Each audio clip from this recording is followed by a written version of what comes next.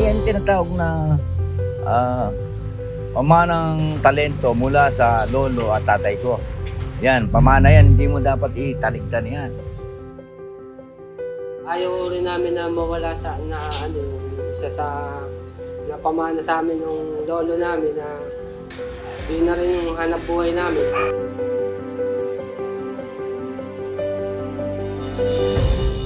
Ay, hanapin niya ng tao kasi ang gusto ng tao, makita yung mga native. Wala namang ganong gumagawa niyan, konti lang, ilan lang. Kaya ito, ipinapamahagi na yun kahit saan kami mapuntang lugar. Kailangan matuto sila niyang paggawa ng arko, hindi na yun sa sarili niya. Kukunin kami ni Lord. Kaya lang nagmana, kailangan natuto. Kailangan may mapamahagihan ka niyan.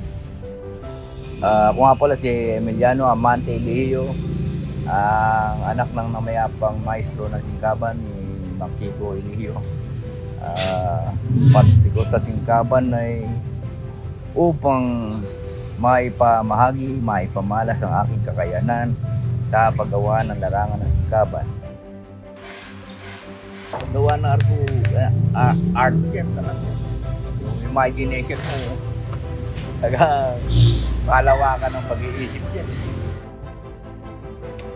Yung mga diskarte sa paggawa ng arko, hindi lang marunong kang kumayas, hindi lang marunong kang magburlas, marunong ka rin magbuo, marunong ka rin mag-design. Kasi dito, paggawa ng arko, hindi pwede diyan yung mainipin eh. Una-una, sa pagbili ng materials, kailangan sariwa, wag na masyadong mura, hindi masyadong ayos lang siya. Kukuhanin mo yung sa nagpapagawa ng arko sa'yo, kung gaano sukat, anong size, kung saan gagamitin. Tapos saka palang magpuproseso na pagputol ng kawayan.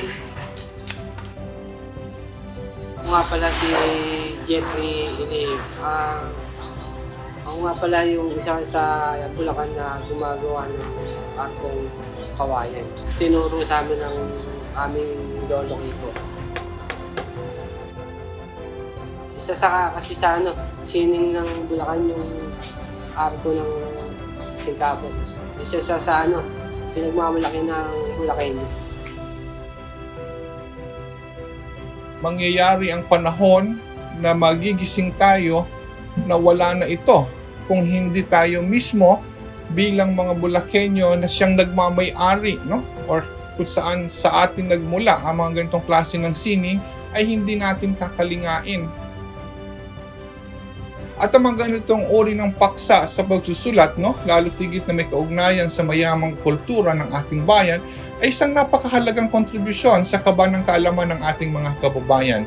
At ito yung may tuturing natin na napakagandang pamana, isang dakilang pamana sa bawat Bulakenyo na isisilang sa mga susunod na panahon. Ang mabasa nila at makita nila na meron silang dapat na ipagmalaki na mula noon hanggang ngayon. At hindi lang yon, na ang kanilang mga ninuno pala ay kasama sa nagsumikap, no?